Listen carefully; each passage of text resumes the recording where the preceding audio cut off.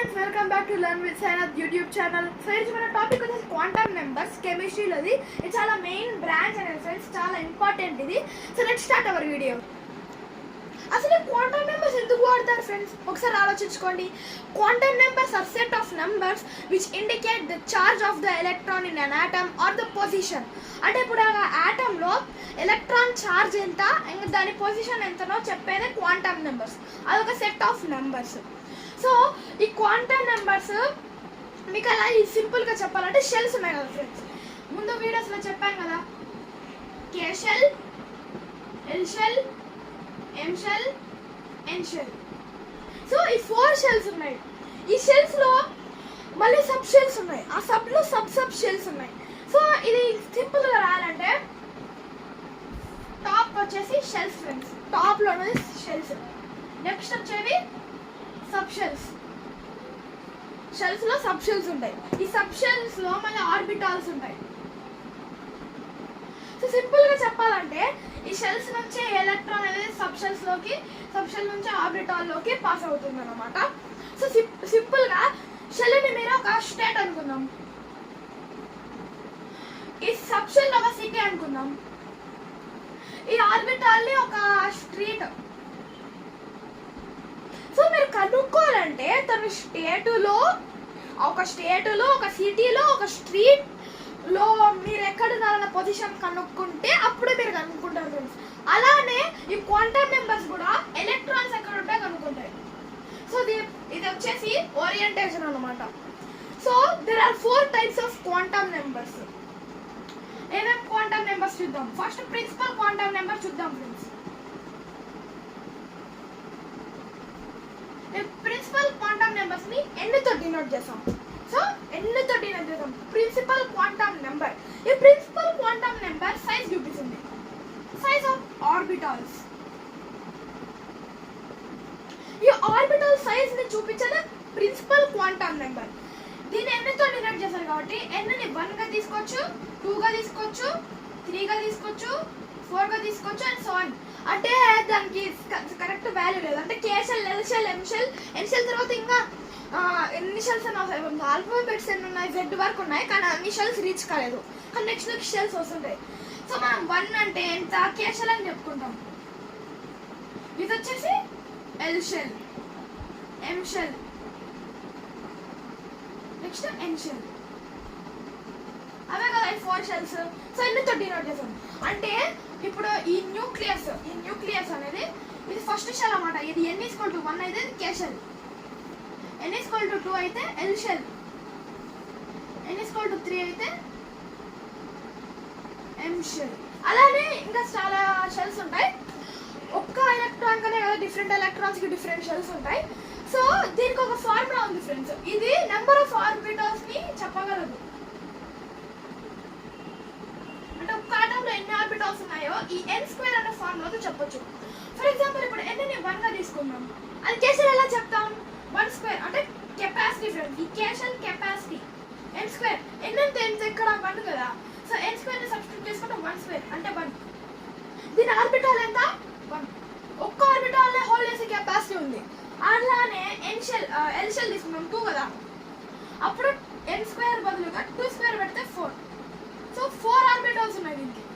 ఈ ఆర్బిటాల్స్ అంటే ఇవి కాదు ఫ్రెండ్స్, ఇవి ఆర్బిట్స్. ఇది షెల్స్ అన్నమాట. దీంట్లో సబ్ షెల్స్, దాంట్లో ఆర్బిటాల్స్ ఉంటాయి. అంటే మీకు సింపుల్గా చెప్పాలంటే దీన్ని కే అనుకుందాం, కే షెల్. ఈ కే షెల్లో మళ్ళీ FPDF ఉంటుంది. ఈ పీకి మళ్ళీ పీ కన్నా డి కన్నా PX, PY ఇంకా PZ. ఈ PX, PY, PZ orbitals friends. So ఇది principal quantum number. So let's go to the second quantum number. Second quantum number వచ్చేసి azimuthal quantum number.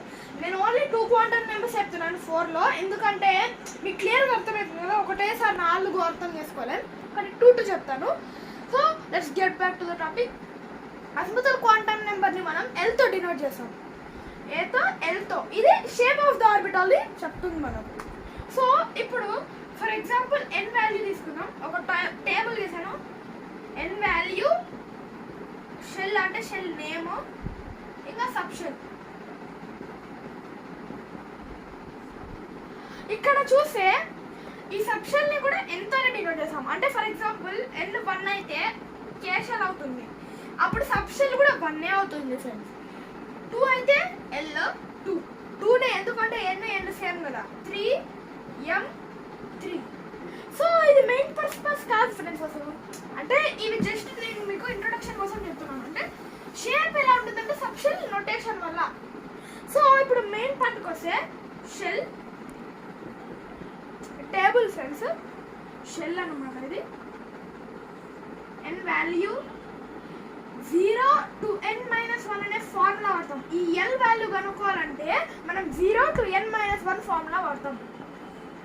Next subshell denote చేయడం.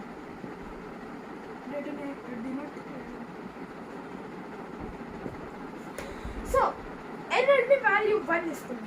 So n shell k shell. So 0 to n-1 అంటే ఇప్పుడు నేను ఈ n ని substitute చేసుకున్నాను అనుకో 1 బదులుగా 1 - 1 అంటే 0 అవుతుంది. కాబట్టి l మనకు వాల్యూ ఎంత అంటే 0. సో ఎగ్జిక్యూటివ్ క్వాంటమ్ నెంబర్ది ఎంత, దానికి l 0 అంటే n1 అయితే k షెల్ అయితే దాని క్వాంటమ్ నెంబర్ వచ్చేసి 0. సో సబ్షెల్ దేంతో డినోట్ చేస్తాం, మనకు ఒకవేళ 0 వస్తే s తో డినోట్ చేస్తాం ఫ్రెండ్స్. 0 వస్తే s తో, 1 వస్తే p తో. అలానే కాదు జస్ట్ 0 అంటే s అంటే చాలు ఫ్రెండ్స్, ఎందుకంటే చాలా ఇప్పుడు 0 కావాలంటే s ఫ్రెండ్స్. సో 1s అని డినోట్ చేస్తాం, ఎందుకంటే ఇక్కడ మనం తీసుకునేది ఎంత n వాల్యూ 1 తీసుకున్నాం కాబట్టి ఇక్కడ 1s అని రాస్తున్నాం.